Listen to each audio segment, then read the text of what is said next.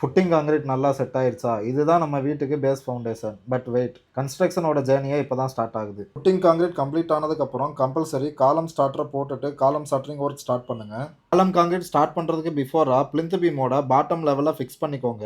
அதாவது நம்ம சைட்ட NGL down பாயிண்ட்ல இருந்து 3 to 6 இன்ச் சாயில் கண்டிஷன பேஸ் பண்ணி ஃபுட்டிங்ல இருந்து என்ஜிஎல் வர ரைஸ் பண்ற காலம் கான்கிரீட்டோட டாப்ப ஃபிக்ஸ் பண்ணிக்கோங்க. அப்படி எல்லா காலம் கான்கிரீட்டும் ஒரே லெவல்ல ஃபினிஷ் பண்ணாதான் பிளிந்த் பீமோட பாட்டம் ஒரே லெவல்ல கிடைக்கும். ஃபுட்டிங்க்கு மேல சாயிலோட பிரஷரையும் வாலோட லோடையும் ஈவனா பேலன்ஸ் பண்ணி ஃபுட்டிங்க்கு லோடு டிரான்ஸ்ஃபர் பண்றதுதான் plinth beam. Next PCC 75 to 100 mm போட்டு லெவல் பண்ணிக்கோங்க. பிளிந்த் பீமோட பாட்டம் பிரெத்தை மெயின்டைன் பண்றதுக்காகவும் அலைன்மெண்ட்டுக்காகவும் ரூமோட இன்னர் மெஷர்மெண்ட்டுக்காகவும் ஒரு லேயர் பிரிக் ஒர்க் பண்ணிட்டு ஒர்க்கு ஸ்டார்ட் பண்ணிக்கோங்க.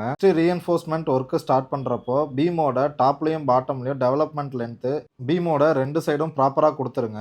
நம்பர் ஆஃப் பார்ஸ் அண்ட் ஸ்டிரப்ஸோட ஸ்பேசிங் ஸ்ட்ரக்சரல் டிசைன்ல கொடுத்துருக்கபடி தான் பண்ணியிருக்கிறாங்களான்றத ஒன்ஸ் செக் பண்ணிக்கோங்க. நெக்ஸ்ட் சட்டரிங் ஒர்க் பண்றப்போ பீமோட பாட்டம்லயும் சட்டரிங்கோட ரெண்டு சைடும் 25 mm கவர் இருக்கிற மாதிரி மெயின்டைன் பண்ணிக்கோங்க. கான்கிரீட் போடுறப்போ கண்டிப்பா வைப்ரேட்டர் யூஸ் பண்ணிருங்க.